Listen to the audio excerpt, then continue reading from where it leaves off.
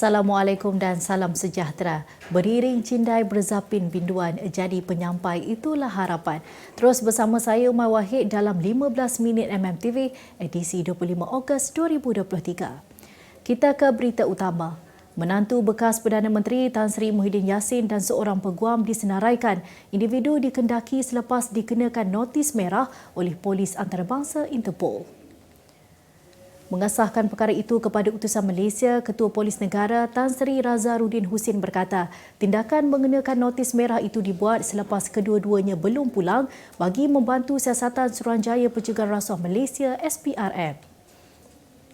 Dalam pada itu, satu sumber lain memberitahu berdasarkan rekod imigresen, menantu Muhyiddin Datuk Seri Muhammad Adlan dipercayai keluar dari negara ini melalui Johor Bahru ke sebuah negara jiran Mei lalu. Pada 15 Ogos lalu, Polis Diraja Malaysia PDRM mengesahkan menerima permohonan notis merah secara lisan daripada SPRM terhadap kedua-dua mereka, Muhammad Adlan 48 tahun dan Peguam Mansur Saad 69 tahun. Kedua-dua mereka disiasat SPRM berkaitan kes penyelewengan projek pendaftaran, pengambilan dan penyimpanan biometrik pekerja asing bagi sebuah kementerian. Semakan SPRM mendapati kedua-duanya sudah meninggalkan negara masing-masing pada 17 Mei dan 21 Mei lalu. Pelaksanaan dasar gaji progresif yang diumumkan oleh Perdana Menteri Datuk Seri Anwar Ibrahim sudah mendapat kelulusan secara prinsip daripada Kabinet. Menteri Ekonomi Rafizi Ramli berkata pendekatannya bagaimanapun perlu melalui pelbagai proses termasuk membabitkan pihak berkepentingan. Menerusi satu hantaran di Facebooknya hari ini, Rafizi berkata menyelesaikan gaji rendah siswazah anak muda dan rakyat keseluruhannya adalah salah satu fokus besar kerajaan perpaduan. Tambahnya, kerajaan akan meneruskan usaha melakukan perbincangan dan libat urus bersama pihak berkepentingan untuk pastikan gaji rakyat dapat dipulihkan dan pengagihan gaji yang lebih seimbang. Jelasnya usaha itu bukan sekadar untuk memastikan rakyat tidak terbeban dengan kos sara hidup tetapi turut mengiktiraf sumbangan mereka kepada ekonomi negara. Kerajaan memberi jaminan tiada pertukaran hak milik tanah termasuk menggunakan kaedah tukaran tanah kepada pihak swasta ketika kerajaan menawarkan mereka untuk membangunkan tanah secara komersial. Menteri Pengangkutan Anthony Loke Siu Fok berkata terdapat banyak lagi kaedah yang lebih menguntungkan kerajaan seperti menyewakan tanah pada tempoh munasabah yang boleh memberi keuntungan kepada pemaju dan kerajaan. Katanya jika ada rancangan untuk melakukan tukaran tanah kerajaan, ia bagaimanapun tertakluk dengan keputusan di peringkat Jemaah Menteri. Beliau berkata demikian selepas hadir ke Majlis Perasmian Pameran Hartanah Perbadanan Aset Kereta Api RAC 2023 dan majlis menandatangani perjanjian bagi pembinaan stesen kereta api Senggambut 2 antara RAC dengan pemain industri hartanah IDP Industrial Development Sdn Bhd. RAC dan IDP Industrial Development dalam kenyataan bersama semalam berkata stesen kereta api itu dijadual siap pada November 2025 selain diyakini memberi peluang kepada penghuni dan kawasan berhampiran memilih rel sebagai mod pengangkutan utama.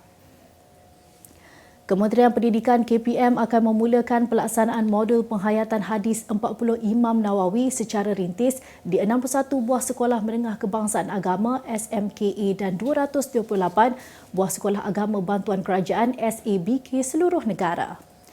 KPM dalam kenyataan berkata modul berkenaan disasarkan kepada guru dan murid beragama Islam sahaja. Selain bertujuan memupuk semangat ihsan, kasih sayang modul ini juga berperanan untuk memperkasakan kefahaman agama dalam kalangan guru serta murid beragama Islam. Jelasnya, inisiatif ini juga diharapkan mampu melahirkan generasi berdasarkan 3 elemen utama iaitu adab, akhlak dan integriti. Dalam kenyataan yang sama, KPM memberitahu dalam setiap inisiatifnya pihaknya sentiasa berusaha menerapkan nilai-nilai murni yang merangkumi elemen perpaduan, silang budaya, kepelbagaian agama dan saling menghormati antara kaum. Sempena Bulan Kebangsaan dengan mengangkat tema Semarak Merdeka, berjulung kalinya kumpulan UMW membawakan secara khas produk premier mereka, rangkaian minyak pelinci Grand Stella pada 26 Ogos nanti. Acara berprestasi ini akan berlangsung di cawangan bengkel Maxipura, Seksyen 13 Shah Alam bermula jam 10 pagi hingga 3 petang. Paling menarik hanya pada 26 Ogos nanti. Kami berikan anda diskaun sehingga RM30 apabila anda membeli rangkaian minyak pelinci Grand Stella. Terdapat pelbagai aktiviti yang kami sediakan sepanjang program berlangsung. Antaranya, anda bakal dihiburkan dengan persembahan baskers dan ada juga aktiviti mencanting batik sempena meraihkan bulan kemerdekaan. Dan terdapat food truck yang bakal menyediakan makanan tradisional Melayu. Tidak ketinggalan, kami dari utusan Malaysia dan Cosmo akan membawakan maskot rasmi kami, Mamak Cyber dan juga Kapten Cosmo. Jadi, dapatlah anda berkenalan dan bergambar dengan mereka. Selain itu, terdapat juga artis terkenal tanah air serta pempengaruh media sosial yang akan beramah mesra dengan para pengunjung. Kami juga sediakan giveaway dengan pelbagai hadiah menarik yang bakal dibawa pulang oleh para pengunjung. Jadi, apa anda tunggu lagi? Jangan lupa datang beramai-ramai dan dapatkan rangkaian produk Grand Stella serta nikmati pelbagai aktiviti yang kami sediakan. Jumpa nanti di Maxipura Shah Alam 26 Ogos nanti. Minyak pelinci Grand Stella, produk premium oleh kumpulan UMW dari Malaysia untuk Malaysia. Kita kembali lagi. Kementerian Kesihatan Malaysia KKM mengesahkan 2 kes positif jangkitan Mpox atau cacar monyet. Ketua Pengarah Kesihatan Datuk Dr. Muhammad Razi Abu Hassan berkata, kes pertama disahkan pada 26 Julai lalu melibatkan seorang lelaki warga asing yang tinggal dan bekerja di Malaysia sejak April 2022. Manakala kes kedua pula adalah kontak kepada kes Mpox pertama atau kes indeks iaitu seorang lelaki warga tempatan yang mengalami gejala semasa dalam kuarantin kerana merupakan kontak kepada kes positif Mpox. Beliau menjelaskan kes pertama mempunyai sejarah perjalanan ke negara yang melaporkan kes Mpox pada 6 Julai lalu dan kembali semula ke Malaysia pada 10 Julai lepas. Menurut Muhammad Razi, Mpox adalah sejenis jangkitan disebabkan oleh virus Mpox yang mana jangkitan berlaku melalui sentuhan rapat dengan individu yang mempunyai gejala dan tanda jangkitan virus itu. Katanya, tempoh inkubasi sebelum individu menunjukkan gejala jangkitan Mpox adalah antara 5 ke 21 hari dari tarikh pendedahan kepada jangkitan. Tambah beliau, individu positif jangkitan Mpox boleh menjangkiti orang lain sehari sebelum gejala muncul dan sehingga semua lepuh telah kering sepenuhnya serta lazimnya kes Mpox akan sembuh sendiri tanpa sebarang rawatan khusus. Anak panda gergasi Sheng Yi dan Yi Yi bakal dihantar pulang ke China pada 29 Ogos ini bagi mematuhi perjanjian projek kerjasama antarabangsa konservasi giant panda antara Malaysia dan Republik Rakyat China RRC. Kementerian Sumber Alam Sekitar dan Perubahan Iklim NRECC dalam satu kenyataan berkata, penghantaran pulang anak panda tersebut sebelum ini tertangguh kerana penutupan pintu masuk ke RRC akibat penularan pandemik COVID-19. Terdahulu, Kerajaan Malaysia telah dipinjamkan sepasang panda gergasi iaitu Sing Sing dan Liang Liang sempena sambutan ulang tahun ke-40 hubungan diplomatik antara Malaysia dan Republik Rakyat China RRC bagi tempoh 10 tahun pada 21 Mei 2014. Melalui hasil kejayaan konservasi ex situ Malaysia, panda gergasi betina Liang Liang telah melahirkan 3 ekor anak betina iaitu Nuan Nuan, Yi Yi dan Sheng Yi. Anak pertama pasangan itu, Nuan Nuan, telah dihantar pulang ke RRC pada tahun 2017, manakala Yi Yi dan Sheng Yi akan dihantar pulang pada 29 Ogos ini. Beralih ke berita luar negara. Jakarta masih berdepan kesesakan trafik meskipun sebahagian penjawat awam diarahkan bekerja dari rumah WFH. Pemangku Gubernur Jakarta, Heru Budi Hartono berkata, pentadbiran wilayah ini tidak boleh disalahkan berikutan kesesakan yang tidak dapat dikawal itu. Terdahulu, Heru mengarahkan semua penjawat awam di Jakarta supaya bekerja dari rumah sejak Isnin lalu bagi mengatasi masalah pencemaran udara yang semakin kronik. Jelasnya, pihak berkuasa Jakarta akan memantau penjawat awam yang bekerja daripada rumah supaya tidak melakukan aktiviti semasa waktu bekerja dan setiap ketua jabatan dinasihatkan melakukan panggilan video untuk melihat sama ada pekerjanya ada di rumah atau di tempat lain. Langkah bekerja dari rumah itu bukan sahaja bertujuan mengurangkan pencemaran udara, malah bagi mengurangkan kesesakan trafik menjelang persidangan ASEAN pada 5 hingga 7 September depan. Seekor anak zirafah dilahirkan tanpa tumpuk di sebuah zoo di Tennessee, Amerika Syarikat mendapat perhatian di seluruh negara. Pihak Zoo Brights dalam satu kenyataan Selasa lalu berkata, anak zirafah itu dilahirkan pada 31 Julai lepas dan dipercayai ia adalah satu-satunya zirafah tanpa tumpuk yang hidup di dunia. Menurut kaki tangan zoo tersebut, anak zirafah yang kini berketinggian 1.8 meter itu berada dalam keadaan sihat di bawah jagaan induknya. Zoo Brights turut memberi 4 pilihan kepada orang ramai untuk memilih nama paling sesuai diberikan kepada haiwan berkenaan dengan membuat undian di laman Facebook rasminya. Antara nama yang diberikan adalah Kipeki yang bermaksud unik, Firyali yang bermaksud luar biasa, Shakiri yang bermaksud paling cantik dan Jamila iaitu salah satu kecantikan yang paling hebat.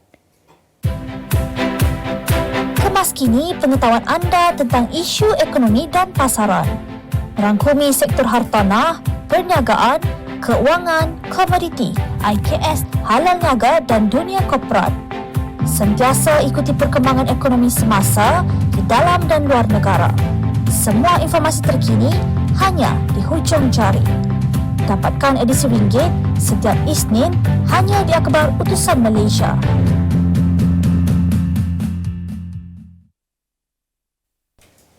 Berita ekonomi. Sime Darby Berhad mencatatkan pertumbuhan untung bersih sebanyak 32.2% kepada 1.46 bilion ringgit bagi tahun kewangan berakhir 30 Jun 2023 berbanding 1.1 bilion ringgit yang dilaporkan dalam tahun kewangannya sebelum ini. Peningkatan untung bersih tersebut didorong keputusan yang lebih baik daripada operasi Australasia, bahagian perindustrian, prestasi kukuh daripada perniagaan automotif di Malaysia dan keuntungan daripada pelupusan hartanah di Hong Kong. Ketua Pegawai Eksekutif Sime Darby Berhad, Datuk Jeffrey Salim Davidson berkata, prestasi kukuh yang dipamerkan membuktikan ketahanan Sime Darby berlandaskan strategi yang syarikat laksanakan dalam persekitaran pasaran yang mencabar. Katanya, walaupun menghadapi kesukaran di China, pasaran kumpulan yang lain mencatatkan prestasi yang menggalakkan dan keuntungan bersih kumpulan suku keempat berakhir 30 Jun 2023 melonjak kepada 622 juta ringgit. Suruhanjaya Security SC mengumumkan pelantikan Datuk Muhammad Faiz Azmi dan Datuk Ali Zatul Khair Osman Khairuddin sebagai ahli lembaganya untuk tempoh 2 tahun berkuat kuasa 15 Ogos 2023. Lembaga yang dilantik oleh Menteri Kewangan bertanggungjawab untuk mengawasi keseluruhan tadbir urus SC dan diberi mandat untuk pengawasaliaan serta pembangunannya. Muhammad Faiz mempunyai lebih 38 tahun pengalaman dalam audit dan khidmat nasihat perniagaan di Malaysia dan United Kingdom. Sementara itu, Ali Zatul pula mempunyai lebih 40 tahun pengalaman dan perkhidmatan perundangan dan kehakiman, pernah berkhidmat sebagai Pesuruhjaya Kehakiman dan Hakim di Mahkamah Tinggi, Mahkamah Rayuan dan Mahkamah Persekutuan. Kita ke berita sukan.